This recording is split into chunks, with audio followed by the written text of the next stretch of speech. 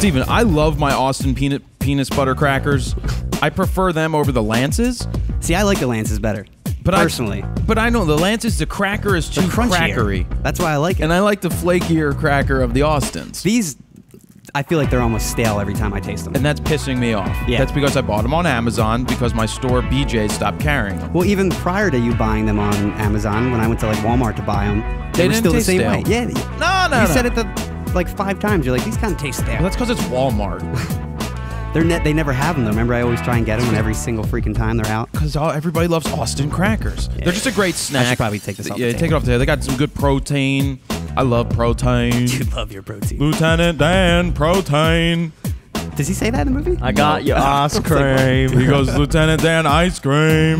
Ice cream, Lieutenant Dan. Lieutenant Dan, you've got legs. All right, here we go. You ready? Ready. Jared Polin, FroKnowsPhoto.com. Welcome to Raw Talk, episode number 95.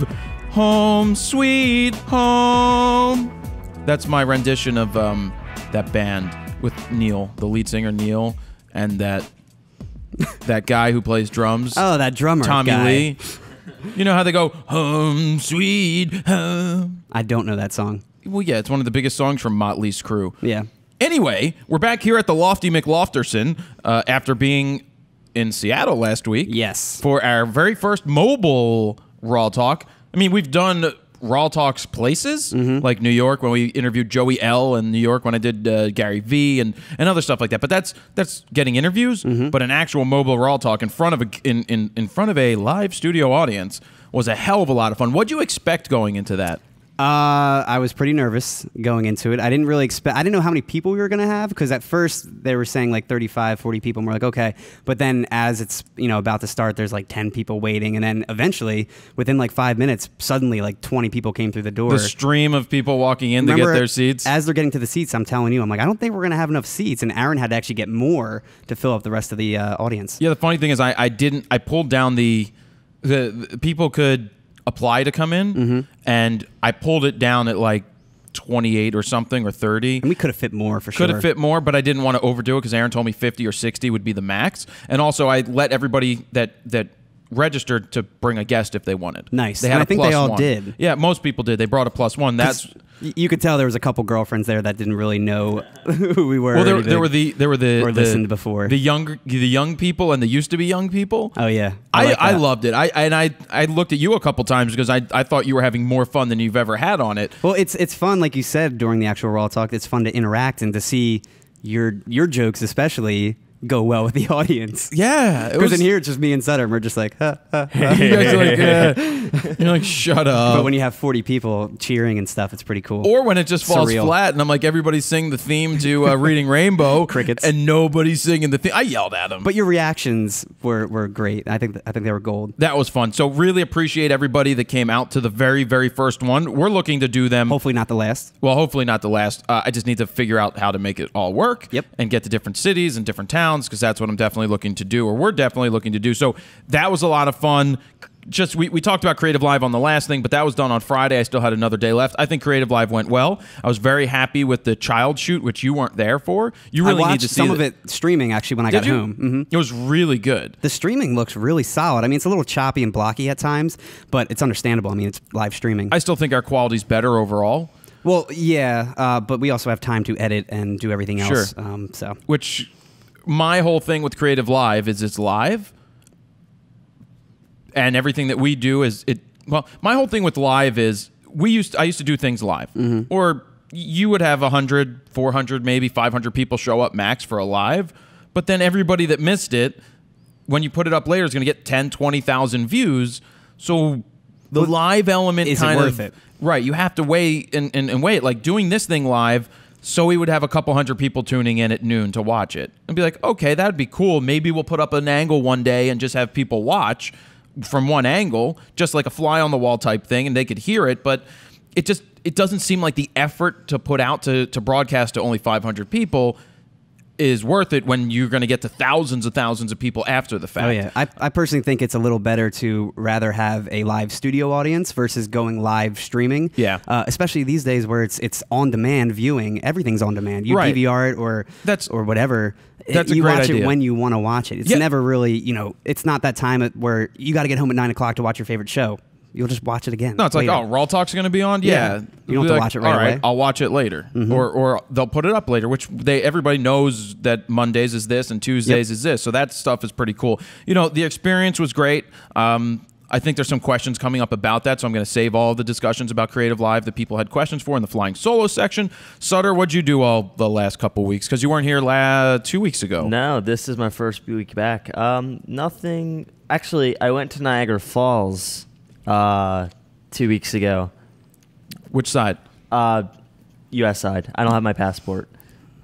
You don't have a passport? No, I don't. I don't need to either, get but around I would assume you do. You just because you've applied traveled for your so far. passport. Yes. Thankfully. You just apply for your passport, dude. It's going to be Yeah. good until you're 29. I know. I just haven't gotten around to it, and I haven't had that change to throw around. It's like Change? $150. Well, yeah, I think it's 150 for the expedited one. No, I think it's that the the regular regular one. one? Because I have to get my photo taken. I'm not going to do that myself. I thought it was like 129 plus the expedited. But you got price. it expedited. Yeah, it's 2 to 3 weeks if it's expedited, 4 to 6 if you do the regular standard wait time. All right, well, welcome back, Sutter. Awesome. It's like welcome back, Cotter. But anyway, before we jump into that and that discussion about why you're getting a passport and all, I just want to talk about Allen's Camera, which is allenscamera.com. They just called me because they got in D810s. Now, that doesn't mean that they're going to fully be in stock because the NPS people usually get them first, but I'll let you know on a little secret. I ordered a couple via NPS for Allen. Ooh. Well, because I'm not... You do it every time, don't you? I do it every time. Well, it helps him out because...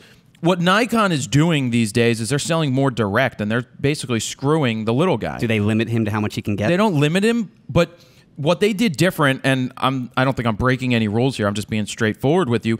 Not you, but in general, you people. What I'm getting at is that when they send out an NPS request to pros, they're like, usually it's like, tell us where to ship it. What is your home office, or where do you buy it from? Because it has to go to a store with your name on it. That's how it works for priority purchase through NPS. And now they had an option. You could buy from the Nikon store, or you could buy from a local store. And it was automatically selected to be the Nikon store. So that means you would put in your information, and then they would charge you, and you'd be like, oh, you would think that you're going to get it quicker because it doesn't have to ship to another store. It's going to ship directly to you, which screws the little guy. It screws all the stores out there because they're trying to sell direct, which I don't blame them for trying to sell direct, but I don't blame Allen for maybe being upset with them for the fact that he's trying to run a business. But with that said, I support Allen's Camera. They've supported me since day one. I worked there when I was younger.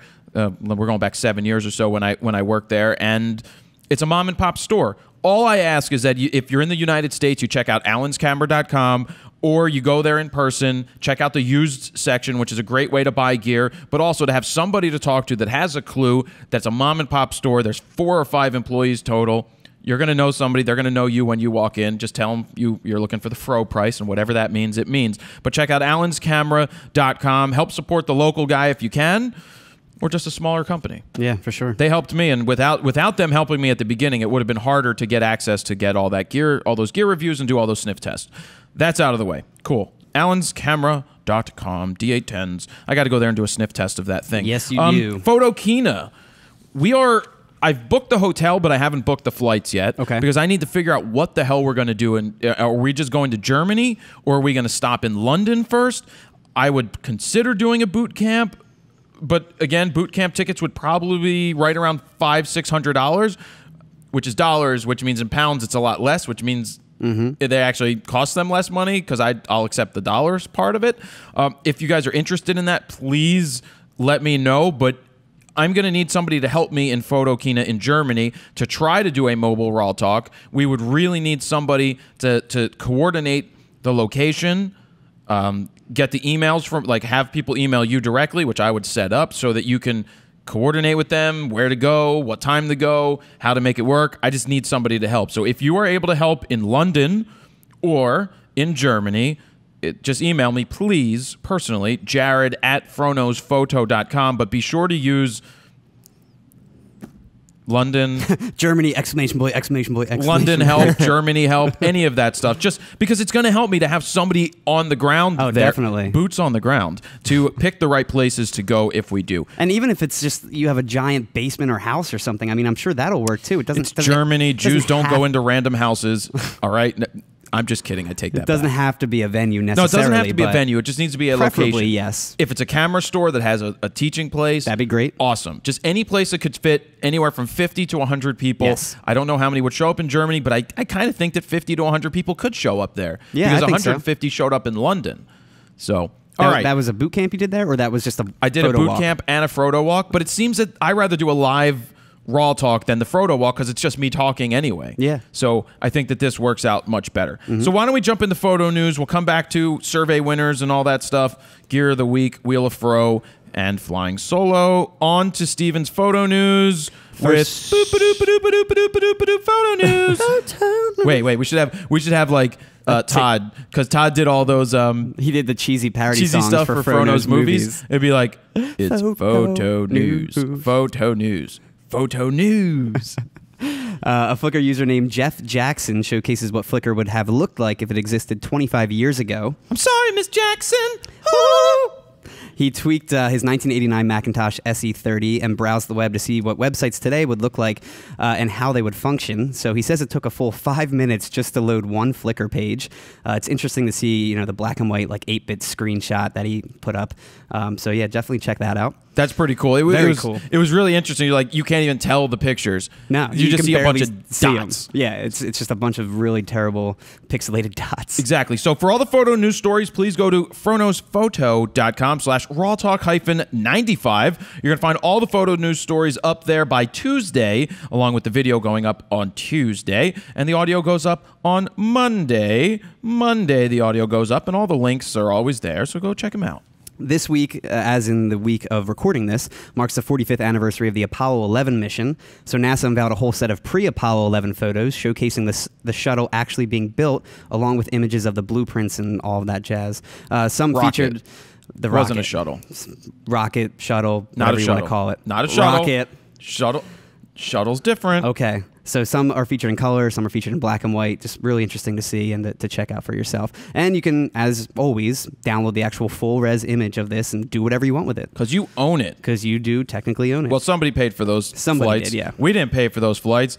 I think by the year 1969, no, wait, by the end of the decade, we will go to the moon and safely return the astronauts to Earth because we want to go to the moon, because if we put our will to it, we can do whatever we say, because my name is John F. Kennedy. That was actually pretty pretty good. spot on, I will say. That's probably what he said. Yeah, well, it's somewhere along those lines. He did. He said, we will go to the moon I by know the he end of said the that. decade. Yeah, but everything else, I don't know if that's exactly what he said word for word. He said, where's Marilyn Monroe?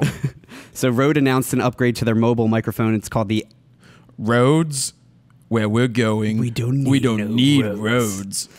It's their mobile microphone. It's called the IXY, which now has a lightning connector. Before it had the old iPhone 4S connector, whatever that was specifically called.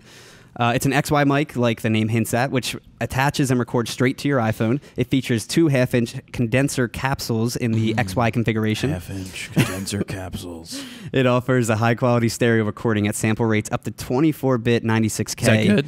Yes, very good. It's pretty much pro soundboard quality recording. I mean, it's amazing what these small, tiny mobile microphones are really getting at these days. Well, it's like you take one into a concert and you stand in the middle in front of the soundboard and you just have this thing out. You're going to record some pretty good sound. You adjust the levels right. I mean, this is a stereo. This is one of the best ways to record a stereo recording. So, and this could come in handy for mobile raw talks if we need to get a room mic. For sure. Actually, people could talk into it. Well, what's nice is I when like you, the stick mic, and when though. you're recording these stereo ones, I mean, you don't have to worry about just the mono pan. You don't have to worry about panning or anything like that in post. With stereo, you're going to get that left side of the room, that right side of the room. It's going to sound full, surround, that kind of Yeah, I think style. if we just hung one of those up, like Gorilla Potted it right above the crowd wherever we do it, this is a cool way to do it. Unless we get another Rode shotgun mic Yep. and just put that up. Either or, just something. I mean, luckily Or the both. mics picked it up for the Seattle Raw Talk, but it would be nice to have something extra. Just a for crowd some room track. tone. Yeah, crowd Yeah. track, exactly. Crowd track. Now, I don't know exactly how much this costs. I looked everywhere and I couldn't find it. Even on Rode's website, I think it's going to be around $149 because that's what the old one sells for currently. Right. So I'm going to say around that price. We got one coming in the mail. Nice. So next week it'll probably You be can test it. featured. Yeah. You know what you should do? You I should just wanna- take it over to the studio and during a That would be nice. and just during one of the Studio just sessions, test it yeah. out. Well, it's great for recording an acoustic guitar too. Any of that kind of stuff. Like what? What kind of acoustic music? Like what kind of band? What kind of song? Any band with an acoustic Dishboard. guitar. Like what? Hey, give us a rendition of that song you used to sit over here and sing. That really emo. Which one? Oh, Dashboard. Oh, Right? it was some- I, Dashboard. I didn't know any. I don't know how to play any dashboard. there was some emo song you used to sing. I couldn't tell you. I was crying. You were like, I got my guitar. Come on, you know the song. You know the song. I know the I song. put you on Instagram You singing put the me song. on Instagram. Look it up. Please look it I up. forget, I Look up forget. my Instagram when you get a minute. Like now. Yeah, but that's probably like Wait, how much way time's far left? back. I'm gonna probably reset cameras. All right, then look it up on Instagram because I want to hear you sing that song. All right. So the Leica 3 camera that was used to take the famous flag over Reichstag photograph in 1945 is going up for auction, which, by the way, I think it's pronounced Reichstag. I'm not necessarily 100% sure. Well, if it was to be me, before I would, when you do German, I'm obviously not from Germany. So. I'm not German either. But every time I watch anything, I was watching Hitler's Jurassic Park the other day. Hitler's Jurassic Park. You can reset if you need. It was fantastic. It was on Discovery Channel. It was on some. Yeah, basically what they tried to do was genetically modify animals to try to bring back animals that were extinct. So basically there was this animal. Like real life Jurassic Park? No, they weren't doing dinosaurs. But there was these animals. There's some kind of like wild oxen that was like a big cow that would kill. Like, Yeah. they wanted to hunt these things. So they genetically took cows from all around the world and they started to breed them together so they got the look of what it looked like. What we found out these days is that it actually didn't change the genetics. They are nowhere near. They're no different genetically than a common cow. But outside, they looked that way because that's how they bred them. Wow. But that's the experiments that they did on this. But if I was to call it, it would be Reichstag. You just have to get the little bit of the Give a little bit of angry that in there. oomph. That little German oomph. Reichstag. So that camera that was used to take that famous photograph is now up for auction. The iconic camera is going up on the Bonhams auction block. It's going to be on November 30th in Hong Kong. It's expected to go, get this, from anywhere between $390,000 to $580,000 US dollars. So I highly doubt any of us will be buying this, or any of you guys. What? Why? Like, I mean, is it's a famous camera. It's an iconic camera. Well, it took But it's also a not photo. the Iwo Jima photograph. You know, it's not that. But It's a different. It's Reichstag. Reichstag. However you pronounce it's it. Reichstag. So you never really know when you photobomb another photographer's image, since most of the time you don't end up seeing the photo unless you're obviously friends with the photographer. Well, that happened to Joey L., who discovered that he was in the background of photographer Anthony Kurt's photo of My India. 5D Mark III, Mark II felt so incomplete. I forgot he did that. With, what does it go? I forget. Polish my lens, girl. Ooh, polish my lens, girl. It was something like that. Oh, look up a tag because I tagged you in it, so it should probably find it. I think I'm close. So I'm scrolling down. But no, he sings that song, Nikon Girl. Is that what it's called? My Nikon Girl or something? Canon Girl or Nikon Girl I or thought it was something like Canon that. he always... It was. He was a Canon, Yeah. and she's a Nikon, but at least it's not a Pentax. That's It's a really good video. It is, and he did it when he was like 18 or 19, 17 right? probably. 17. That's when he was actually in India, which is obviously this photograph. It was back in 2007 when he was 17. So Kurtz reached out to Joey L. and asked him if he happened to be in India in 07 and then sent him the actual photo. Turns out it was Joey after all. The best part is that there's a photo of him taking a photo of two women in the sequence. So Joey L. went on to look through his photos from that day and found the exact frame that was shot within seconds from that photo. So it's pretty cool to see. It's kind of like Inception, a photograph of a photograph of a photograph. Well, what was blown. cool is I read the article, and you just see one photo, and then he zooms in, and you can tell clearly that it's him, and he knows that it matched it up because of how he held the camera and the strap, the way that it was there. It's just pretty cool that he was hiding there. I just sat there in awe. I was like, this is pretty darn cool that this guy took a photo, and Joey L's in it. And then Joey L has a photo of a photo that he was taking of while the photo was being taken of him. It's like hard to explain, but you get the point. It was cool. Check out those photos because it's pretty awesome. Now, what would have been even more awesome is that in Joey L's photograph, there was all the tourists in the background on the boats taking pictures. If the actual photographer, who was Anthony Kurtz, was in one of those boats, if you could see him, that would be even crazier. That would be. Sutter. But I think it was cut off a little too short. Did you find it? I did find it. What song is it? It's Drown by Front Porch Step. Let's hear it. Put him on the spot to sing an acapella. Do it. An acapella. Acapella. Okay. Let me find a part of the song because I don't remember the lyrics. Okay, well, I have the lyrics up. All right, whatever. This is so awkward. And wait. Please welcome to the stage Steven Sutter singing Front Porch Stair Step by Front Storage Stair Step. Stupid emo band name. All right. This is the most awkward thing I've ever done in my life. Just sing. Well, I'm so tired of the rain falling softly on the ground. You got to be more emo. You don't cut yourself. Wet. Grab a knife and cut yourself. No, don't do it. Don't grab a knife and cut yourself. You don't sound emo enough. Get more emo. Okay. This is called production. I'm producer in the studio. You're doing a good job. Well, I'm so tired of the rain falling softly on the ground, just enough to get my feet wet, but not enough to let me drown. I've been laying in my bed, wishing I had never woken, begging God to rid my head of every word you've ever spoken. Broke my knuckles on the wall because I thought about the call where you said you'd always love me. Job. Do not tell the truth at all. He's getting into it now. Very nice job, Sutter. Woo, yeah. Golf clap, golf clap. Well, first off, very emo lyrics written by a band called Front Porch Step. I don't even know who they are. Front Porch Step. It's just one guy. I thought your rendition was better last time with the guitar. Well, obviously there's that's a little bit in the of it. background. It's not acapella. I'm standing on the front step of your house just crying because I want you to come to the door. You're 17 and I'm 18 and your dad says I can't see you anymore. Then a tear drops from my eye. Then I leave it to the sky. And then I walk away from your door and I turn around to see you looking out your window pane.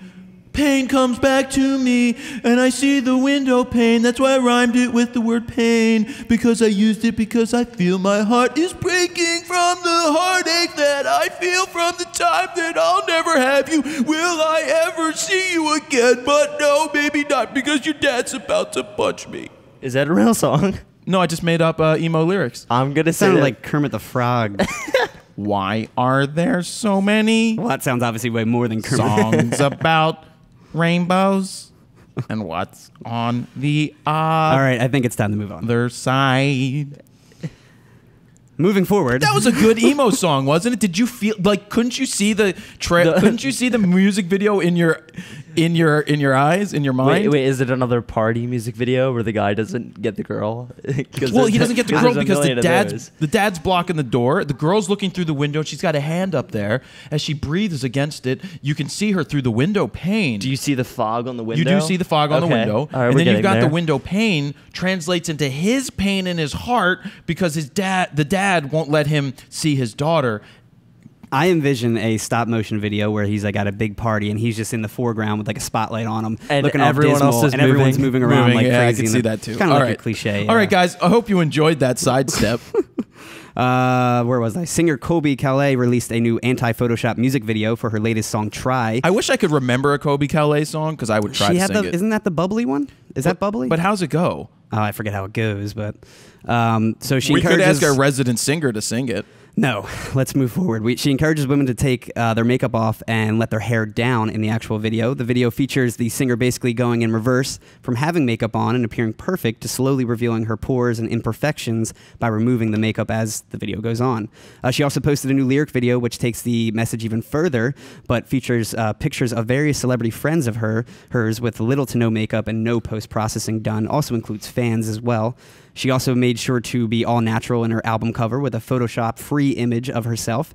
Here's what she has to say about that. In quotes, "When I see gorgeous models and singers and they look perfect on their album covers, it makes me want to look like that too. And it makes me feel like if I don't Photoshop my skin on my album color, I'm the one who's going to look a little off and everyone else is going to look perfect. And that's what everyone is used to seeing. They're used to seeing people on the album covers completely Photoshopped. On one of my album covers, my arm was shaved down and it makes me look very skinny. I think that gives a false reality," end quote. So, something for the ladies right there. A little message for the ladies. Well, I have an announcement.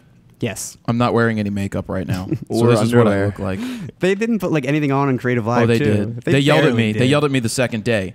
Because the lady, she was supposed to put makeup on. She wanted to put on the HD makeup, which is like powder, so it's not reflective. And I sat there and I'm like, I'm shooting a fucking concert, sweating my ass off. It's real This life. is what it's supposed to look like. You can take your makeup and you can shove it up your tuchus because I don't want it. Dang.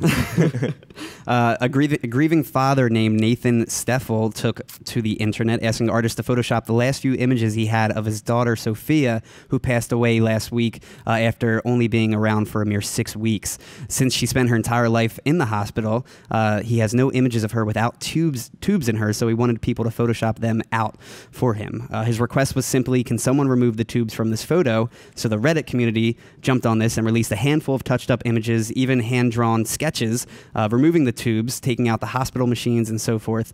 The pictures were also accompanied by well wishes and heartfelt messages to the father. Steffel says, in quotes, "All I wanted was a nice picture. What I received was a lot of love and support from a bunch of strangers. Along with a lot of great photos, drawings, and paintings. Thanks, everyone," end quote. All in all, I still have faith in the internet, especially the Reddit community. They do great things like this. They also do bad things. I was but gonna say, this is one of the good things. Yeah, I that agree. Is nice. It was very nice. Very nice. And the images are pretty great, too. I mean, they even added, like, some blankets in the background, took out all the hospital stuff in the background, touched up the skin, obviously, took out all the tubes. So we have the American Civil Liberties Union is suing the U.S. government over their program that adds photographers on a suspicious activity report. Photographer James Prygoff photographed a public natural gas tank, which has a rainbow-like painting on it. Now, some months later, the FBI showed up at his doorstep asking questions about it. Now, him and 3 others who have also been targeted are suing the Department of Justice with the help from the ACLU. Their main claim is that the SAR program breaks the Justice Department's own rules by encouraging police to write up SARs even if there's no valid reason to suspect that someone is doing something wrong. Prygoff says, in quotes, "All I was doing was taking pictures in a public place, and now I'm apparently in a government terrorism database for decades. I lived through the McCarthy era, and I know how false accusations, surveillance, and keeping files on innocent people can destroy careers and lives. I am deeply troubled that the SAR program may be recreating that same climate of false accusation and fear today," end quote. So they're going at it, 4 of them plus the ACLU, and they're going to hopefully take this whole SAR thing down. We'll see. It's a hard one. It is a hard one. Because, you know, profiling is a thing. Is that good? Yep. Profiling is a thing. Whether you like it or you don't like it, it sometimes does work. Obviously, it's kind of weird that months later they showed up on the guy's doorstep. Yeah. How'd they find out it was him? That's what I Who wonder. knows? You know, Did he post the picture? Did he not post it? Right. If he posted the picture online, That's easy to track down. then they could track the IP address and they can find it and like, why were you taking a picture of this thing? But if the thing has a painting on it, then why wouldn't I be taking a picture of the thing? It is public property. There's nothing that says you can't do this. But then on the other hand, they're doing their due diligence because what if you were a terrorist coming in to take photos of this? I hate all of it. It's all bullshit, but it is the world that we live in today. Yeah, and technically, I mean, if he was a terrorist, that's probably the best claim, is to pretend, obviously, you're just a regular public person taking photographs. That's what happened. That It's terrorists really go around. It's a catch-22. There's no one wins. You know? Yeah, no. So I don't know. There's a way around it. I don't know that it's right. I don't know that it's wrong. It all sucks. It does all but suck. it is unfortunately the world that we live in today. A couple more stories. A busy New York City restaurant says since 2004, smartphone photos have doubled their table times. Posted on Craigslist, the restaurant, which remains unnamed, compared security footage from 2004 and 2014, noting that smartphone photos and terrorists. Noting that smartphone photos and other phone users have doubled their average table time. They say patrons added nearly a full hour to their stay by fiddling with their phones and taking pictures of their food. What are we looking at? The dust. No, the dust on the black. There you go. A little more. There you go. You got it. You You got it. realize your table is just a complete mess, and you just need to vacuum it again. Again? My cleaning Yeah, lady's it's pretty been bad. out. It's because your hair gets everywhere. Okay. It just sheds and sheds. Your main. Your main. So yeah, they add a full hour on for all the Instagram pictures and whatnot. The average time at a table in 2004 was 1 hour and 5 minutes, and in 2014 it's 1 hour and 55 minutes. Now none of this is official. Take it with a grain of salt. Obviously, it's simply one restaurant saying this. No real science behind it. No, there's no science behind it. And No. who's sitting for 1 hour and 4 minutes versus 1 hour and 50 minutes? Serve the freaking food faster. Get your people in and out better. It shouldn't take any longer. No, maybe people just bullshit more. Maybe it's a time for people to talk. Well, that's what they're saying, and they're saying just the extra time with just your phones and checking it and all that just adds on that extra time. I think the food's still coming just as fast. It's just people staying because they're taking up the time by taking pictures. Okay, Or I just don't messing take with their that phone. many pictures when I go out to eat. Do I you? don't either. No, I don't even take out my phone, especially if I'm with a girl or something. Which lady? With a lady, yes. I know yeah. Isn't it the worst thing? You're sitting at dinner and a girl, like, you're going out the first, like, it's Just one thing fiddling if, with the phone the whole time. it's one thing if you go out, you've gone out before multiple, you're going out, you're dating, and you check something. Mm-hmm. But it's another thing because if there's a cause. But it's another thing to just sit there and every 2 minutes you're checking your fucking phone. I was out to sushi with a bunch of friends, and there was this couple sitting in front of There's us. a sweet ass honey. The entire time, these two couples, that one couple, I should say, they didn't even talk the entire time. They were just on their phone, sitting there, eating every now and then on the phone, eating. I don't even think they looked at each other. It's like, is this what this has come to? No, just put the phone away. Yeah, terrible. Okay. So we have a new project called Cities at Night. Geotags all of the photos of cities at night, taken from various astronauts from the International Space Station on one Google map. The photos were taken between 2003 to today. Some are great, some are blurry due to camera shake or just the ISS moving. Philly's on there. I checked that out earlier, but unfortunately it's not the sharpest image. It's actually really, really blurry. Can't they get it right? I know. Now, the nice thing is you can download the full res once you check out your own city's image. You just browse the web, click on it, pops up. You can see the low res, and then you click on the full res, and you can do whatever with it. So, Got it. Pretty cool stuff that someone put all this together. I mean, that had to take a lot of time. A photographer named Dale Frank was on a whale watching trip earlier this month when all of a sudden a pair of blue whales capsized the boat he was on. Did you know that blue whales have the biggest testicles in the world? I actually did know that. Me too. They're the size of basketballs. I feel like that was in a movie, and that's the only reason I know that. Oh, I don't know. They're just big testicles the size of basketballs. So the boat capsized on him, and it threw all his gear along with himself in the water. The whole thing was caught on camera, too. He had a GoPro mounted on the boat. Unfortunately, it was pointed the opposite direction and only caught his reaction, not the actual whales, which sucks. That really sucks. So this is like an interesting story because, one, a camera gets found in the water. Mm-hmm. This is kind of the opposite of that. Two, how it happened. They discover the camera. Three, it's like a message in a bottle. It is. And we didn't do it in Seattle. What were we supposed to do? The photo in a bottle. The photo in a bottle. Actually, we brought that up, and we said it was just going to come right back to Seattle or something. Well, we need to do this properly. yeah. Everywhere we go. We need to prepare yeah. the video, prepare the bottle, and we're going to do this. We are. We're going to do it. And someone's going to find it and never post it on the web, and we're never going to know who it went to. Photo in a bottle. Or it's going to like leak and sink to the bottom of the ocean. Oh, the one thing it won't do is leak. I'll caulk it. Seal that thing up 1,000,000 times. So anyway, again, the camera got the opposite side, got his reaction, which he's pretty much like, oh my God, blah, blah, blah. However, Oh my God, look, there's blue whales. They'd said he got the shot, but in my opinion, it's really not the best shot. It's a picture, a close-up. He had a 70-200 on him. Obviously, he wasn't prepared for something like this, so it's understandable, and he had about a second to react. He did take a picture, thank God, but it's like a close-up, non-sharp, camera-shaken image of the whale. What's the guy's name? Dale Frank. Hello, Dale Frank. I'm a blue whale who's going to I'm sorry I capsized your boat, Mr. Frank. But did you know I have big testicles? So his 60, along with the rest of his gear, was ruined. I don't know what happened. He had a blog on it, but he didn't really go into like insurance or if he obviously had insurance. I'm assuming he did. That should be covered, yeah. It should be covered. Now he says his phone still lives at the bottom of the ocean, which sucks, but... My phone lives at the bottom of the ocean, under the sea. Yeah, I'm sure the whale... SpongeBob SquarePants. No, what's going on down there, there's like... Hello? Yeah, it's Crab. It's John the Crab. I'd like to order some sushi. Hold on. Got my crab. Some sushi. Well, because he lives in the fish You in got the some ocean. crab meat? Yeah, no. That's cannibalism. We have one more story, and that is photographer Chris Burkhardt takes you behind the scenes of his recent trip to Norway, where he photographed snowy surfers in the Arctic in a new video. It's pretty cool stuff. Like in the water surfing? Yeah, in the water surfing under this freezing cold water. It's kind of like this mini documentary. He even gets in his own wetsuit to join the surfers in the frigid water, so you can check this thing out. Really cool footage. They obviously have a drone or a DJI flying over them to get that cinematic look, but it's only a couple of them taking these pictures. You okay? Did ya? And that's it for photo news this week. A lot of cool stories. Great stories. You're Thank welcome. you. We learned some interesting facts about photo Golf clap. news this week. We got a singing song from Steven. We learned that blue whales have big balls. What did you learn during photo news? Please hashtag Knowledge. no.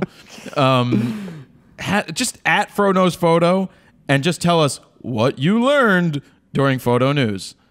Fun facts. Fun facts. Yeah, so that was good. Before we get into it, we talked about the Rode last week, the Atomos Ninja Star. And they emailed me this week with all the stats so that I could be more knowledgeable about it. The one stat they wanted me to tell everybody that it is ProRes only. Yep. But it will do 4K with the CFast 2.0 cards because it will keep up with that. That's it. But you need the 2.0 cards to handle 4K. Right. The 1.0 will not handle the 4K But the transfer. 1.0 will still work for the other stuff, and they're not as expensive. Like a 64 gig card, it's at something like $169 or $159. It's pretty affordable, the 1.0 ones. The 2.0 cards are a different story. Yeah, 2.0 is much more expensive. And they said that it's just shipping with a free card reader. Oh, that's great. The cards are going to be, I believe it was in the 150, 160 range. And for the 64 gig and the 128 was like $259. I should know those. I didn't write them down because I wasn't going to do this. But I just figured we'd say that's not that bad. No. So that you get $299 for the unit, $259 if that's right for the 128 card, and 128 would get us almost through 2 RAW. So that would be about 3 hours. And I think most people are going to be using the ProRes codec anyway over the Avid codec. Yeah. I mean, they even said when we talked about the Avid codec when we first used it that not many users use that. So I don't think that's a big deal. Survey winners. Survey winners, for anybody that took the Fronos Photo survey, we had a Scheiser ton of people. That's German for shit, by the way, Scheiser. But don't you have to say Scheiße? Scheiße essen. Scheiße. Schnell. That's the extent of my German that I've picked up from Holocaust movies. Yep. That's terrible. Yes. Survey winners have been picked. Those names are listed up on the website. I don't know where I put them. They're somewhere with a new video. Yeah, I'm still emailing them. We have Gear of the Week coming up. Why don't I do Flying Solo portion? Cool. We ready for Flying Solos? How far in are we? 40 minutes ish, Awesome. and you're good on clock or cameras right now. Thanks, son. Thanks, Dad. Sam I have homework. Sam Hamburg.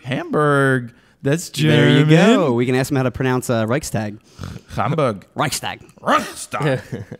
One thing I didn't hear the whole time at CreativeLIVE event was the technical explanation of ISO, much like the explanation you have given with aperture. Yeah, because it doesn't much matter. I don't go into the technical.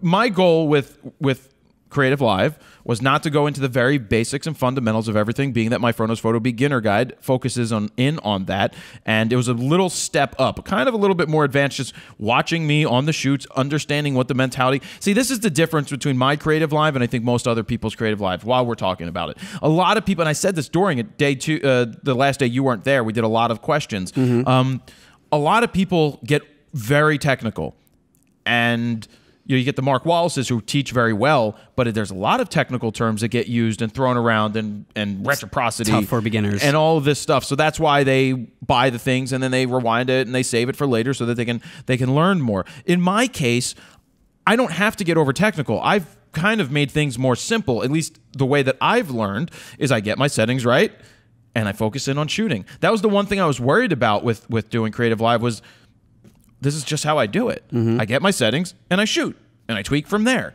It's not over the top technical.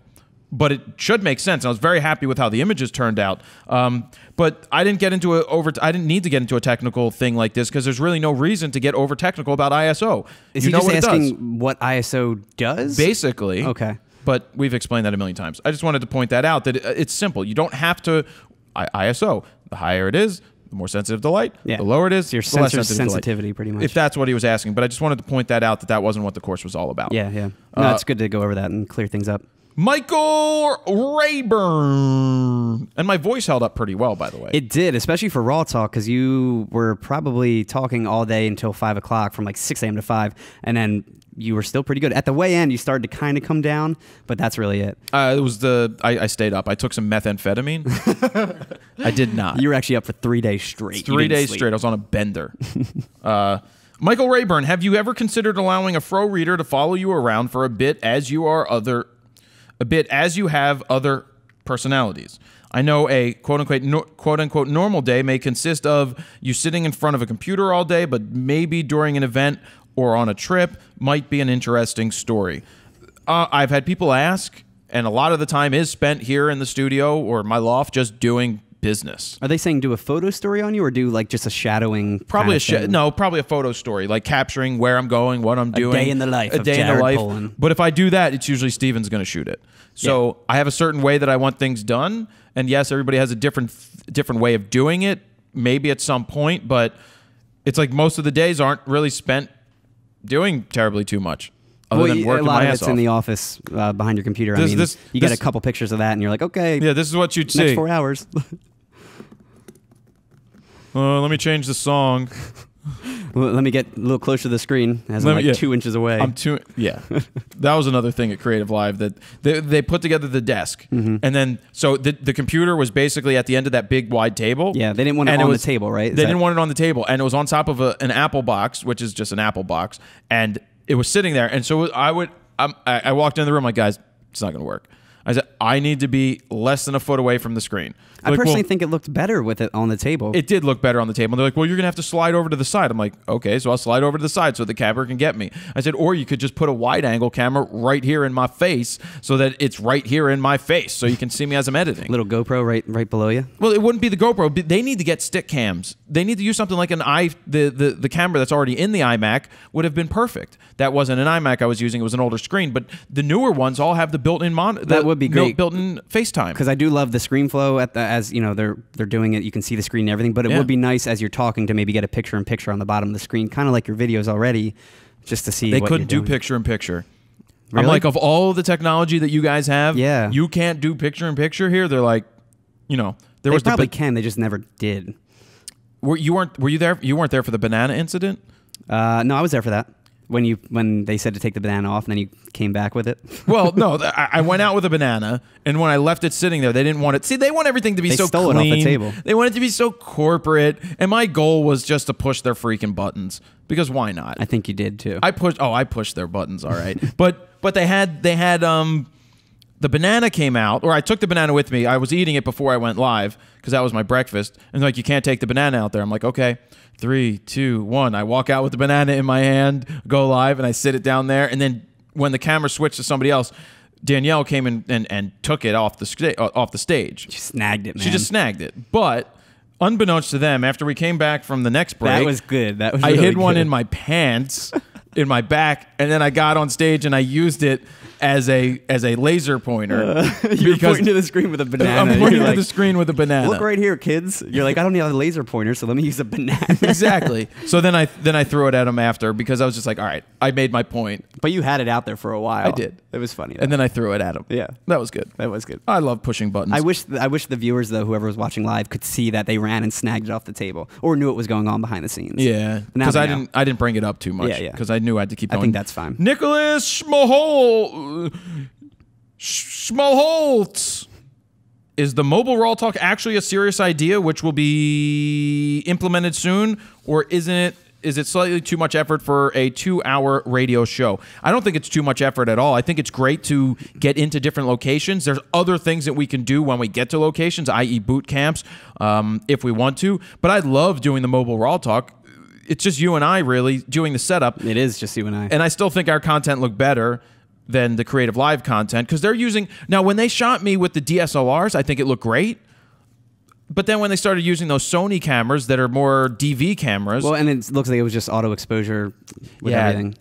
I don't. Which the dynamic range for those cameras looked pretty good. I will say that. I just don't think that the guys shooting got the exposures right for most of the stuff when I was shooting in the low light area. You mean the DSLR shooters? Yeah. Yeah. Well, the one thing I realized was that they didn't match exposures, especially in the garage shot. The one dude was underexposed. The one guy was a little overexposed. And the other thing is they didn't push their ISO. They're like, we can't go over 1600. I'm like, who are you kidding? I'm like, you're using a 5D Mark III. Yeah, they could have pushed it, but I guess, I don't know, maybe their producer said not to or something. Well, it wasn't my show to run, but yeah, I would like to run the show. And how about that, the incident when they forgot to hit record? Do you want me to go into that incident? I don't know if we explained it fully in depth. We didn't, especially on last week's Raw Well, Talk. all right. So what happened is we're in the garage, second segment in the garage, and I do my intros. And when I'm making these videos, they're straight through. Yeah. There's no stopping. editing. There's no stopping. It's just like we're doing Raw Talk. We do it. We do it live. So I'm going, and then they cut me at like 11 or 12 minutes. And I'm like, okay. He's like, we have a little issue here. The cameraman was so nervous. The guy forgot to. He wasn't recording the main angle. Something happened with his card, basically. So he hit record, stopped it for a second, then hit record again. I think he thought he hit record, and he didn't. And that's why we always stutter when we stop. We stop it, we let it sit, Yeah. and then we press record again, because I've learned in the past that that doesn't work. So somehow he didn't record the first 12 minutes, and I was not going to be too happy. You were not happy at all. But do you know what was going through my mind? What? What do you think was going through my mind? I have no idea. What That would you you were have really, to say? Really pissed off? No, I'm running. That these are... I'm No. not going to say anything else. I'm running through the scenarios in my head. I'm sitting there, I'm like, I could not flip out. I could flip out. I'm like, I could walk out, but then I have all of these students here that they would think I'm a prima donna if I did that. No, I'm really going through all this shit in my head because it's not a big deal if you don't make it a big deal. I still got my say in. You still made it a big deal, though. I made it less of a big deal. I was It just could like, have been a more big deal. it could have been a more big deal, and then we moved on. But what ended up happening is I had the GoPro running on my camera, so they used that angle, They got and they used so lucky with that. Well, they got lucky that I used the GoPro. Yep. Because GoPro makes the shoot, and everybody loves seeing that angle. I can't believe they've never done that in the past. The first person angle was great, especially when you got under the car. That was really cool I because it haven't seen showed it. how small of an area it was to get under. I still haven't seen it. I watched it in the break room when they were playing it back. Yeah. So anyway, that's what happened. They didn't hit record. We got back to shoot. All I told him was, I'm not redoing it. I felt bad for the camera guy because he just nonstop was just like, I'm sorry, I'm sorry. I mean, there's nothing you can do really at that You point. let the things go. Yeah, and I've done it before We've too. all done We've it. all done it. I didn't give him that much It just shit. happened to be a really big shoot, that's all. Right. And then I busted his balls on the next scene when I was in Yeah, the back. you I'm like, called him out. I'm like, oh, no, because I messed up autofocus because I took 2 pictures and they weren't in focus. But then I realized that the lens was, one of the buttons got moved, so it wasn't focusing far enough. And I'm like, well, you sometimes make mistakes like forgetting to press the record button. All of us in the background were cracking up. But that's good. That means I'm doing okay. Yeah. All right, so yeah, we do plan on taking them places. I don't think it's too much effort.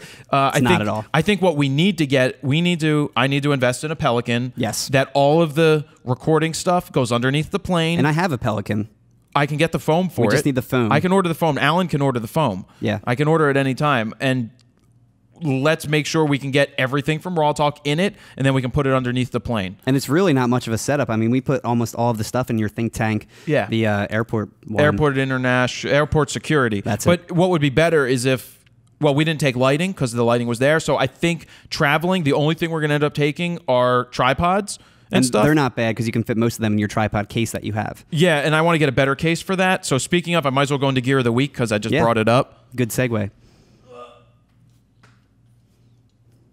This is a Benro monopod, a video monopod. Wow, this thing's a beast. It's a beast, but it's very similar to the one that I have that I bought from Manfrotto. But the issue that I had with the Manfrotto one, and by the way, Post Manfro brought this, we just put up a video about that. The Manfrotto one, when I would press down and put some pressure on it from up top, it would slip and slide, meaning it would drop as I put pressure on. I put all my force onto this one and it didn't drop. So what do I like about this? I think this is like $250 maybe. Allen's carries these. It's very similar to the Manfrotto. They're all about the same. I think everything made today is pretty much the same. This is the A48FB from They're called Benro. I never heard of Benro, but this is a quality monopod. Yeah, and like I said, I'm always on the lookout for new tripods. I still like my Vanguards that I used for photo. I think that the Vanguard video tripods fall short because they don't have good video heads like these Benros have. So I really like this whole setup for shooting video on a run and a gun type thing. I like that the head is nice and fluid and can do what you need. Nice plate. It's kind of the same plate that is on a Manfrotto anyway. And this is almost exactly what they were using for, say, that garage shoot. They had one of the cameras flying on a monopod the entire time. I think that was Manfrotto, but... Yeah, that may have been. I mean, Yeah. I'm equal opportunity. It's just that these are a little less expensive, and they do the same exact thing. That's what I like. And they use blue, and everybody else uses red. And I like the blue better, personally. You like blue? Blue wells? Blue wells. Alex Medvick for Eckert. Yo. You seem to be something of a jack of all trades. Whoa. I was like, is that going to be something? How have you learned all this stuff? College, online videos, just doing stuff, or something else entirely? I think I went over this before, but I'll go over it again. College mainly, but I was into audio early on doing college radio, so that's how I got into audio editing, and I did a lot of production. I was actually the production director and the program director for the college radio station, which was just a community college at first. Then I transferred to an actual university after, and I did their radio program as well. So I did all the audio with that, ended up working for the radio station, did a lot of the sound engineering, front of house stuff, production for them. Obviously, I record music news for them now from home, so I have my own studio set up. That's the audio portion. I would say video I learned mainly in college. The photography I learned on my own because I used to work in a photo lab, and growing up since I was 16, I just always been a photography fanatic. Didn't really know video much, so college really helped out with that. That's really it as far as well-rounded. I mean, the personality stuff as far as being okay on the microphone and stuff, I would say from the radio station, that really helped out with that. College radio is the best because that, again, learned the audio, and just I could do whatever I wanted. I mean, I could do whatever the hell I wanted as long as I didn't curse. But Cool. so yeah, it's kind of a mixture between school and just work experience. And doing it. Yeah, you just have to, I mean, practice makes perfect. You just got to do it. Just do it. Chris, Just do it. Chris Pasqua, did you feel like CreativeLIVE was an easy task, or did you have to prep for it? I'm laughing because you did almost zero prep. Well, I mentally prepared. You did. Everything that I prepared was in my mind. You knew generally what you were going to talk about. Right. With me, it's just a matter of having trigger words. Yep. That's why I gave you the mind map that I wrote up a long time ago that they printed out right before I went live. That I couldn't really read, but you did cover everything. But right before, like 2 minutes before I went live, I was writing on the back. I was writing my own set list on the back of a piece of paper with Sharpie. Who Luis now has that we met at CreativeLIVE. Ah, yes, he has it signed because it's a set list. But so there was a lot of prep on the producer side. They had to find the location. See, this is the stuff I need. I need a PA. I need somebody on my side here that prepares things like locations and travel arrangements and all of that type of stuff to make it easier for us to go create the content, because it's less stress on me going like, oh, like if I say I want to do a boot camp in London, then I want the personal assistant to sit there and be like, I found this location. I found you 3 studios. I've reached out to all of them. Here are the different costs. Here's the different locations. Here's how much a plane costs. Here's how much this costs. Would you like to do this? And I'd be like, awesome. Thank you for doing that work. That's your job. That's awesome. Now it makes me not have to worry about it, because then I could be like, okay, you've situated all of the particulars that I don't have to do. So I would be hiring somebody. Yeah, you need your own Aaron, a personal producer that just makes it happen. Well, I'm actually going to. I need to find somebody. Yeah. And a lot of people say find an intern, but no, you need someone somebody that has experience and can search around. So is that things, you? Plan things. Do you have experience? Are you local to Philadelphia? Would you like to be part of the Fronos Photo community? I mean, team. If that's you, then please email me at jared@fronosphoto.com and call it producer or PA. Exclamation point, exclamation point, exclamation Right. point. It's a serious thing. I am looking for somebody pretty much full-time or as a subcontractor to take on certain tasks. And I think it'll take a lot off you as well. I mean, you really got to witness what a producer does with CreativeLIVE and how much it really matters. How many times I show up in the morning, they tell me when to be there, and I'm generally there when they suggest to be there. Or earlier. I like being early. You always but do, also, yeah. But what I would do is they would tell me that there was 3 minutes till I was due back on camera. You walk in like 30 seconds. I would wait till 30 seconds was left to walk in, and then they're like, 1 minute. I'm like, you assholes. Because they got used to you walking in. Well, they got used to me walking in late, so I couldn't argue if there was only 30 seconds left and then they extended it. But it was great just to walk in and be like, Aaron, what's next? Where are we going next? Yep. What do I need to do? And he knew what was happening exactly every time you asked. I'm very good on camera when I don't need the prep. I just need to know what I'm talking about in terms of being educated about what I'm talking about. I can riff on anything, answer questions live. Just somebody to produce it, somebody to say, show up, all right, you're on at 1.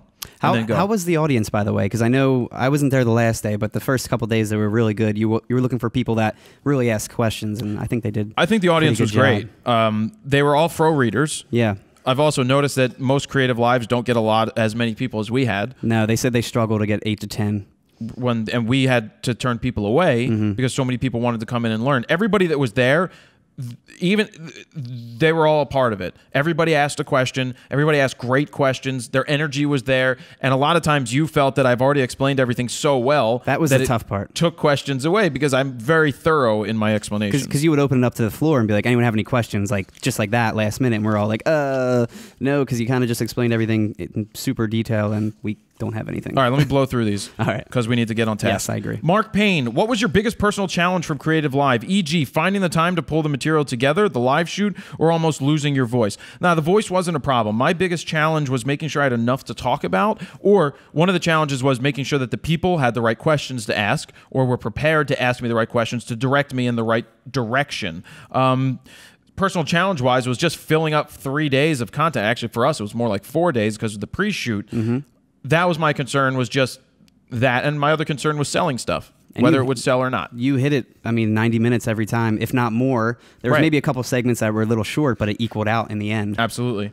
Michael Heddy, what is the greatest thing that you learned from CreativeLIVE experience? I put these questions in here. CreativeLIVE experience. I learned the importance of a great producer. Oh yeah. That was the biggest takeaway, is that a producer, like I just said earlier, is going to help me and the business in terms go create more content, do more photo shoots. Because if they go, hey, I want to do a shoot I want to go to a golf course, or I want to shoot I almost said dolphin, but we don't have dolphins here.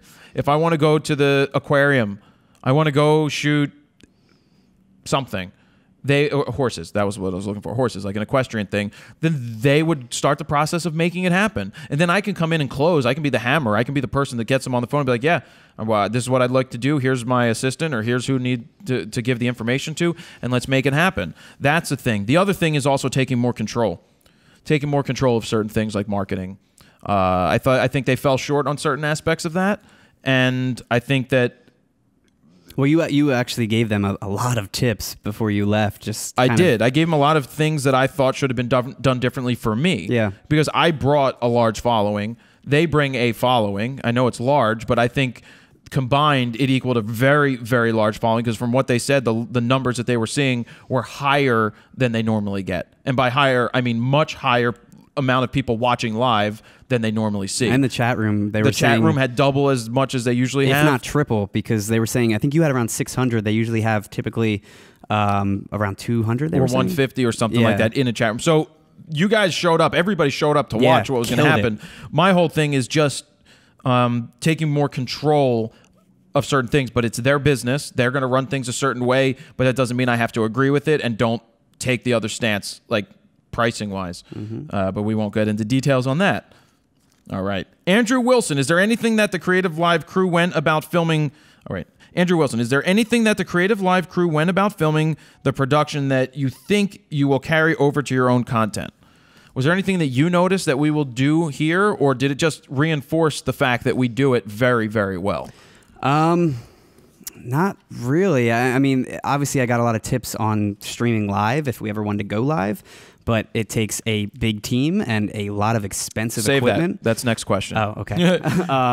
But besides that, really. I think this is something that I'm going to show Todd for how, because when I want to do these live live shoots, it's very similar to what we did with Maria, which I still haven't put up, which is a 45-minute shoot of her doing fitness. Yeah, Maria in yoga pants doing fitness. Oh, yeah. Hey. So we've got that coming up, but it's just, I think we'll shoot it better because they didn't move. Well, I think one of for example, the pre-shoots that we pre-recorded, which were all the main shoots, they did exactly what we do with a 5-minute portrait, but I actually move around more. A lot more. And you talk to the camera more. And you get closer at a better angle, so it feels more intimate for the people at home, less like they're zooming in from the past. And you see, when they first came in, remember what happened? They were both on tripods. I'm like, and I said to Aaron, I'm like, nobody's going to be flying here. And then they switched it, which, by the way, I do want to get their little Steadicam rig they have. Yeah. That looks pretty awesome. But they did switch to flying really quick, They one did, guy. yeah. Because I'm like, you need somebody flying. I move around a lot. Which you I can't was be surprised stationary. the one guy they switched to flying had a 70 to 200, but it must have been IS because it looked pretty steady in the end. Also, he had more questions. Also, thank you guys for the class. I really enjoyed it. Thank you for watching. Yeah, no, and this is where I said the setup was amazing for 20 people crew.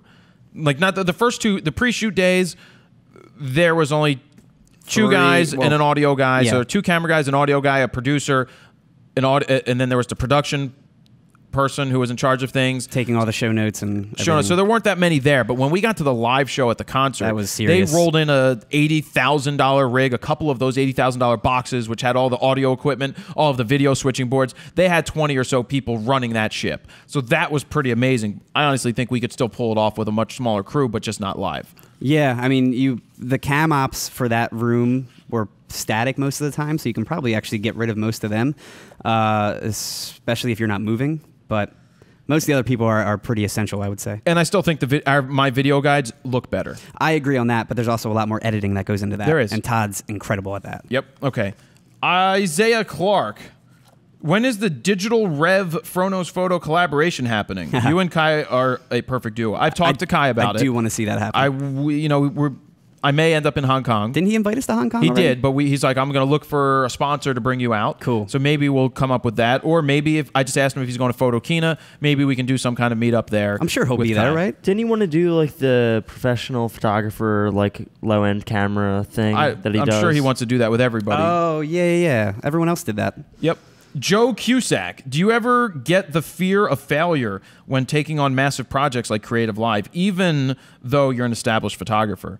So I'll say if you're not, and I've heard this from a lot of people that are a hell of a lot bigger than I am in music and in celebrity types that still say they get nervous before they go on, like musicians. They still get nervous right before the show starts. You should. But as soon as the show starts, you're good to go. Like, I was a little nervous. You can tell when I'm nervous. I don't know if you can tell when I'm nervous. Which is rare. I mean, you're pretty, I would say, super confident most of the time that you're just going to crush it, and you do every time. I think that's why. That extra confidence sometimes shades away the fact that there is always a little bit of hesitation, a little bit of nerves that go into it. It's hard to tell unless you start talking about it. That's when I'm like, okay, he is a little nervous, but if you don't say anything, I can't tell. The way that you can tell I'm nervous before something is I'm either going to be talking a super duper a lot, or I'm asking a lot of questions about how things are being worked, or I'm extra quiet.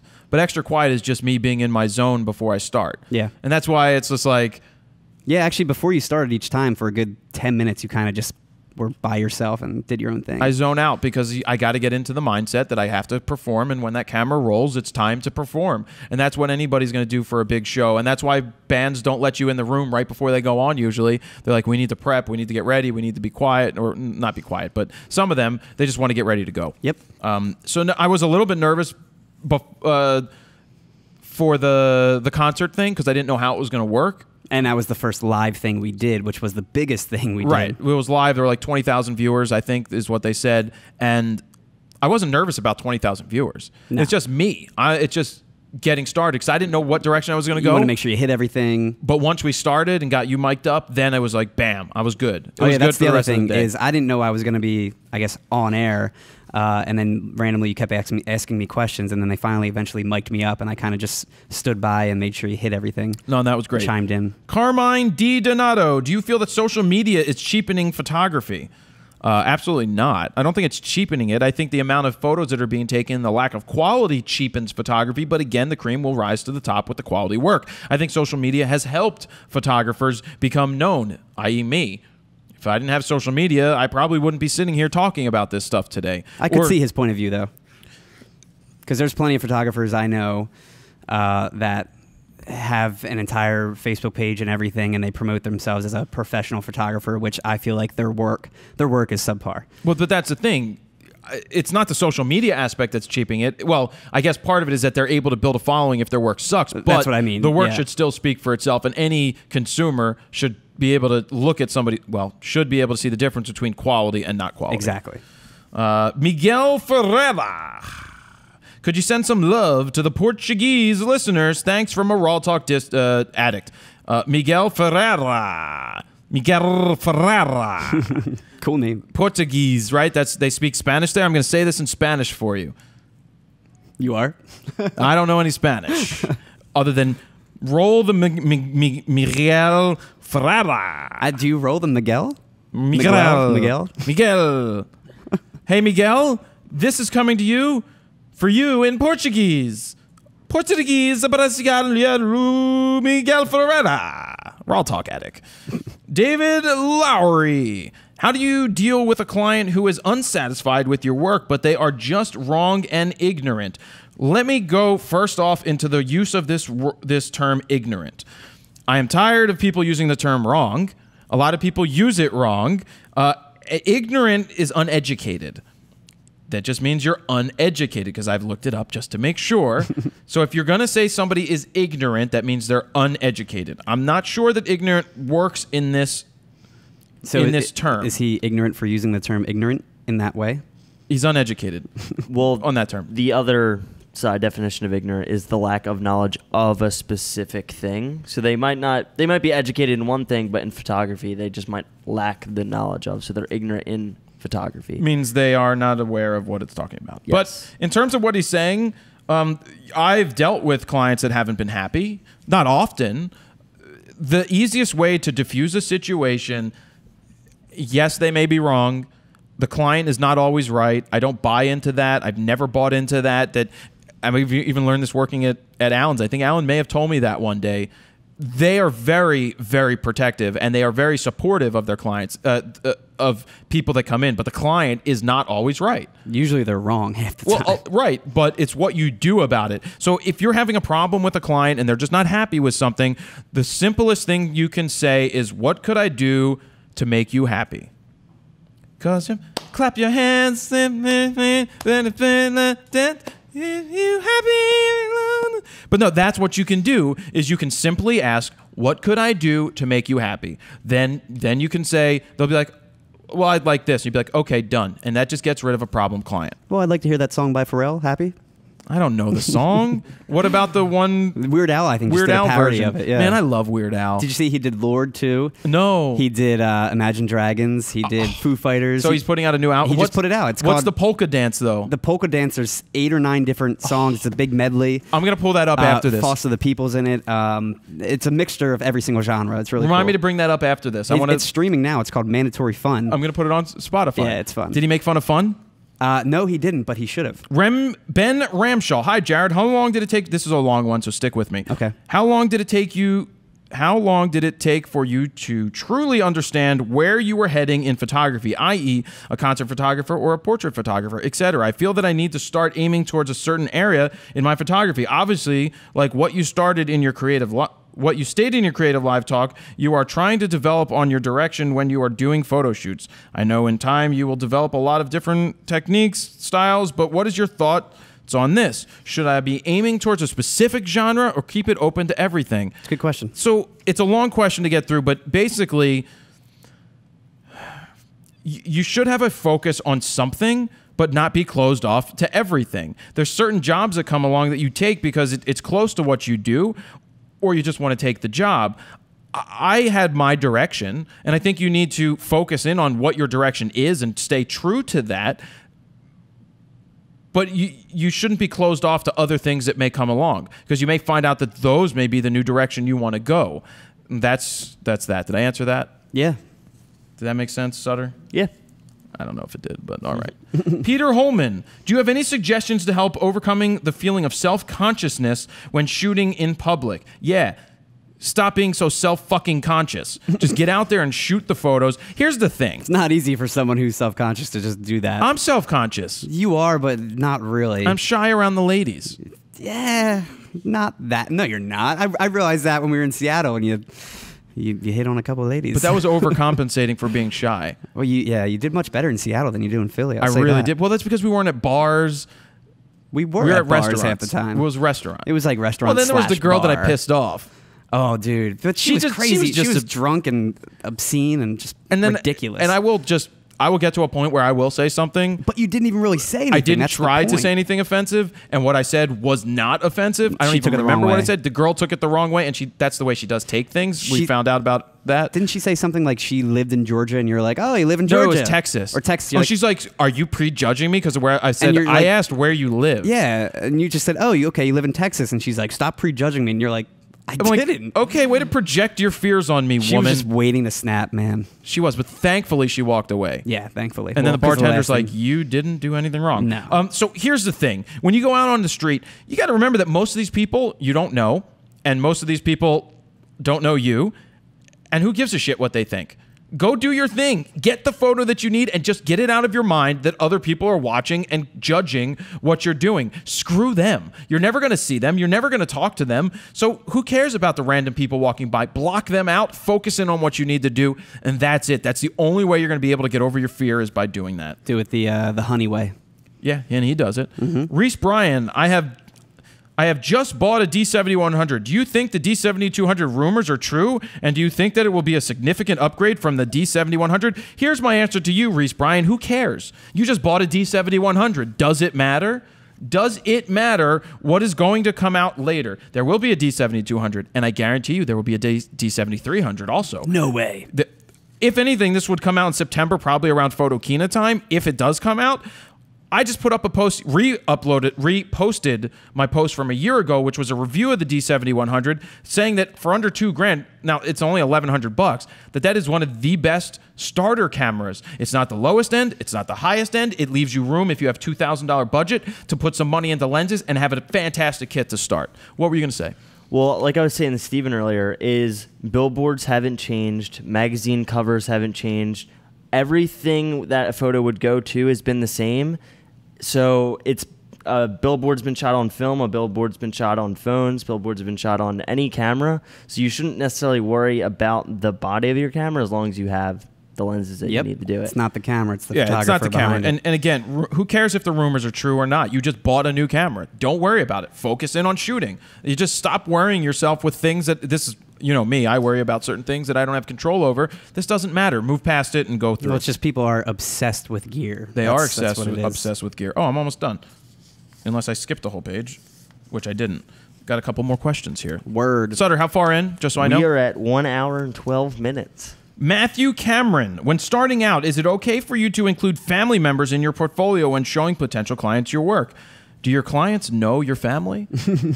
So it really isn't going to matter. Unless you have like a twin brother or something. Or Right, but there's nothing wrong with using family photos. I think it's fine. They're good photos. That is all that matters. The people looking aren't going to be like, oh, they're beautiful, and is that your brother? Is that your sister? And you'd be like, yeah, you know what? Yeah, it is. Who cares? This should not be in your portfolio. Own it. I'm a big fan of owning it. You know that. I know. I love owning it. So when it comes to your portfolio, like I've said, put your best of your best of your best work out there, and that's what you showcase. So absolutely no problem with doing this. Alex Leguizamo. Interesting name. Reichstad. I know recently you've been saying to only show your work that is the best of the best of the best with honors, sir. So, do you think that a personal website should be used as a portfolio for your different types of work and not a place to store all your images? Would Flickr be a good place for that? So this is an interesting question. Your personal portfolio should have the best of the best of the best with honors, sir, work.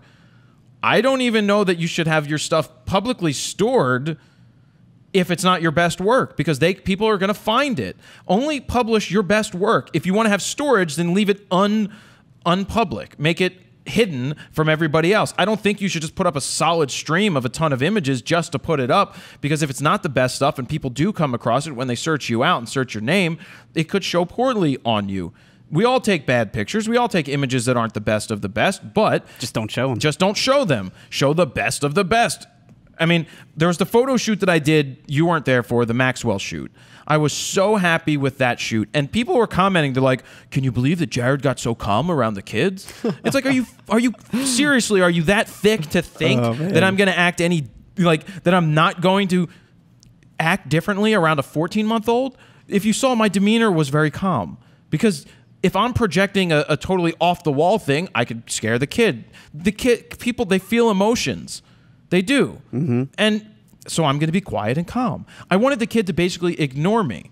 How'd he do, by the way? I The kid only was watched great. a portion He of it. wouldn't sit still. Yeah, well, that's what you He expect wouldn't from sit a shoot still like that. It was great, and the mother was good. And then I saw that he kept looking for his dad. Did you get pictures of like the family I together? did. Or? I got to show you all the pictures. Yeah, I got to see I ended them. up with 18 keepers that were really solid. And that light was pretty low light there, wasn't it? I was at 4,000 or 6,400 most of the time. What shutter? Because I know you had to keep him, obviously. I can go back and look at the Frozen. files, but the mother was great. She was having fun, and I liked the little setup that we had. And then when he kept going to walk off set to his dad, I was like, why don't you just come in and sit with him? So the dad was like patting him on the stomach as he was singing into this Fisher-Price microphone thing from 1986. So you were shooting a concert. Well, what people have to understand, and I tried to explain this to the CreativeLIVE people, and I tried to say it numerous times, is if you can shoot a concert, you can shoot a anything. wedding, you can shoot a baby, you can do this. Everything translates to everything else. So if I'm physically shooting a concert and you don't shoot shows, that doesn't mean there's nothing there for you to learn. So that's what I wanted to get across. But then at the very end, the kid crawled behind the sofa.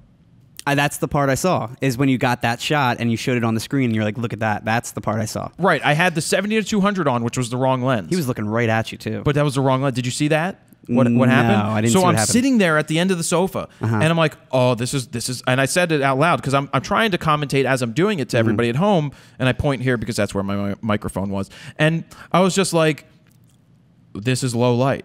I'm just going to make some tweaks. I know I'm going to bump my ISO. I'm going to slow my shutter speed down. I'm going to do it. And then the lens was a 70-200, so it was a little long. I was like, Trevor, can you grab my 24-70, please? Trevor grabbed my 24-70, brought it for me, switched lenses, put it on, got 2 shots of the kid. He just sat down, looked right at me, and the 24-70 was perfect. The settings were pretty darn close. The raw file looks amazing. Well, the final edited thing did. But I knew that Trevor was there, that 13-year-old kid. I was just like, can you get this for me? Because I didn't have an assistant. I usually don't, but I knew that somebody could help me. I didn't want to get out of there because I wanted the kid to stay there. I didn't want him to come out this way. I wanted him to, so Trevor got there quickly, switched the lens, and I got the shot. That's great. So what I loved about that shoot is that it's start to finish. I didn't know what I was going to get. I went through the entire process of getting my settings right. And then I focused in on switching. I switched 27 different lenses. Also didn't turn the camera off to switch lenses because that would have ruined the tether. And people are always like, oh, you're afraid of dust? And I always turn my camera off. But in this case, for the tether purpose, I didn't want to interfere with that because people needed to see it at home. So no, I didn't worry about it. Did the tether work okay for the nursery shoot? It did. Okay, because I know think there it was did. issues with the concert all the I was time shooting because faster. the raw buffer was filling up too fast and So wasn't So I transferring. was very happy. We went start to finish. We'll get to you in a second. Hold your thoughts, Sutter. We went start to finish. And I went to the producer after the fact because we took a 5-minute break to transfer the images to when I was going to edit it. I said, this is what you're going to do. And I started to direct. And I did this a couple times where I added a full segment on the end of the day, which was the rapid fire questions. That was me. I added it. I'm like, you guys are going to do this. Let's ask for questions. But for this baby thing, I was like, this is what's going to happen. You're going to send the parents back into the green room. You're not going to let them watch what's happening. I don't want them to see the edits, and I don't want them to see the photos. I want you to bring them back in when the photos are done being edited, and I want to do a reveal, and I want to ask them questions. Oh, that's I cool. want to get their reactions. So as I'm going through and editing so what I did was I went through and I edited the photos. And by the way, if you want to buy this course, you go to CreativeLIVE. I mean, I have a link somewhere, but you go to CreativeLIVE.com, click on the catalog, and do a search for. Don't do a freaking search because their searching sucks. I'm going to tell you this right now, that their searching is horrible to try to find my course. Either search Frono's Photo or Jared Polin, and you will find the low light course. If you want to buy it, it should stay on sale for $99 and then go up to $129 or higher. You have to search Frono's Photo, I think, too. Right now, but they may change the tag. They told me they may only be able to do 1 tag. I'm like, are you kidding doesn't me? make sense. It doesn't make any sense because their whole back end is fucked. Yeah. Their whole back end is, and I think this is a business that they've done. They're extremely Sexy. sexual. They're extremely successful Yeah. with the live stuff. They have these backlogs of catalogs. They're not featuring them well enough to help sell it for business-wise. And then the featured ones are just going to continue selling more and more because that's the only ones you see when Right. you first come on the website. So anyway, They should have some kind of mix-up. Right. So anyway, we do the reveal. I go through and I edit the images, and as I'm editing them, I'm picking. I'm like, this is a keeper, but this isn't. I'm like, this is why. What do you think of this one? And then after I had the top 18 or 19 or 20, and we started to edit. I edited them straight through. I'm like, should this be black and white? Do you think this is color? Let's discuss this. And then there was one image that I looked at where it was him laying. He was like on his back on his mom's lap, and it was really cool because he was reading a book. So I used the book out of focus to focus on the kid. He was reading at a year old. He was looking at the stuff, and the mom was reading it. Yeah. But I noticed that the eyes weren't sharp. They were slightly out, but it was focused on the mouth. Because he's... it was on the lips. So he may have moved when I was moving, because I stayed in continuous most of the time, but I missed. So I sat there and I said, all right, if this was my own shot, I probably wouldn't use it. But I guarantee you that they will not notice that this shot is out, and this is a beautiful image that they will love no matter what, and I shouldn't be overly critical about it. So they brought the parents in. They sat down, and I started asking them questions. I said, what were you hoping to get out of today? They're like, one good shot. One good shot, because we've never gotten a good picture of him because he's always moving. And we're sitting there in the crowd. We know what we got already. I'm like, that's cool. And I was just... And you already explained to the crowd that you're going to include this picture because they might like it? I explained that. Okay. And that was like halfway through. Good. So then the people, I'm like, all right, I'm going to show you the images now. I just want to get your reactions. And the first image is like, oh. And I look at everybody. I'm like, isn't that what I said would happen? Didn't I say there would be the awes? And they're like, these are so nice. I get to that one image, and they were in love with the images. I love the reveal part. I think that shows you how awesome it is. We get to that image, and I'm just sitting there, quiet, waiting for it. And the mother's like, "That's beautiful. The colors are so vibrant." And the dad goes, "It's just so sharp." All right. So then I stop them, like, "Okay, well, you guys don't know." I zoom in. I'm like, the eyes slightly out, but this. And I sat here and told the crowd. Could they even tell though after you told them that? No, it didn't matter. They still were like, okay, well, no, it's still they didn't picture. care, but I just was like, what did I tell you guys? That they would still love the image, and it was that good that it should have still been included. So I did. And then at the end, I asked him, I said, what would you pay for this shoot? The father's maybe like $500. The mom's like $1,000 or $1,500. Wow. She's like, I love, and I got 18 keepers or so, and maybe 5, 6 of them are really awesome.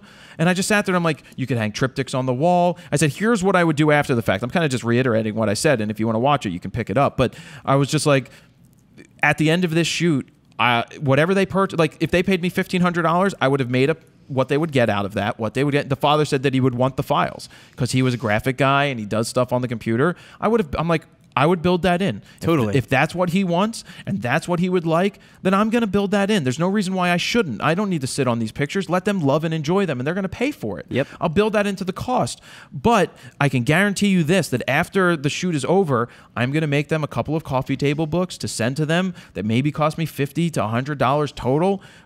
That's going to sit on their coffee table. But there'll be a reoccurring client after that. After that, and every friend that comes in and sees it is an instant possible warm lead. Oh, who did these photos? Who gave you this book? Oh, Jared Polin, he's a great guy. And blah, done. blah. And that's the marketing side of it. That's where I make my living.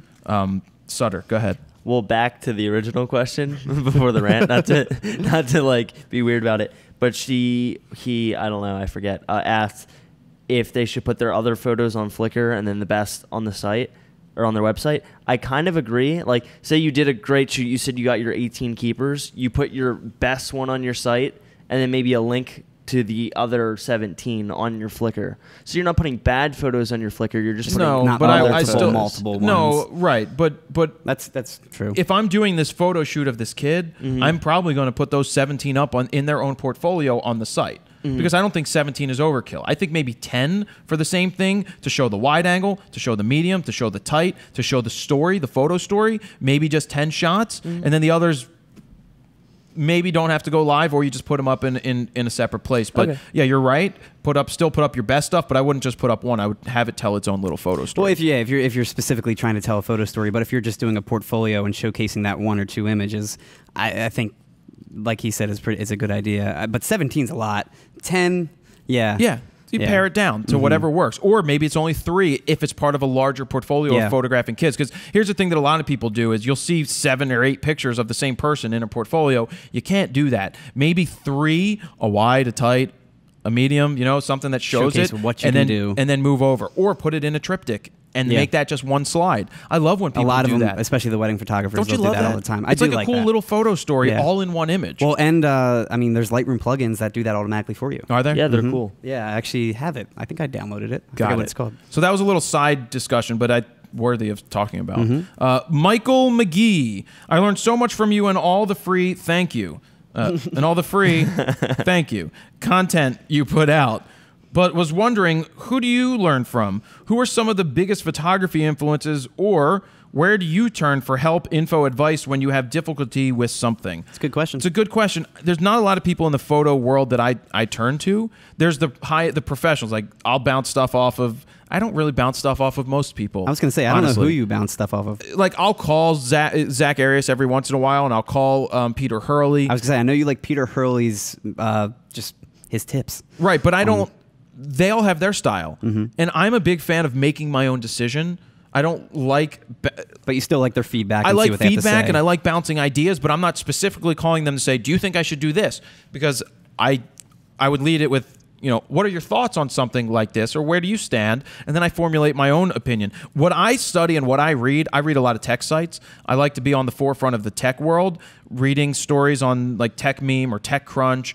I love the venture capitalist stuff. I love the startups, the Silicon Valley things. That's the stuff that's cool. I love business. I love marketing. I like learning about that. I love reading all of the new things about, there's TubeFilter, these different YouTube sites that do YouTube news. Well, I'm big. I like to hear what's coming next, or I like to see what other people are doing to see if I can incorporate that in what I'm doing. So I usually look for the most successful people in an industry in what they do, and then I reach out to them and I have conversations.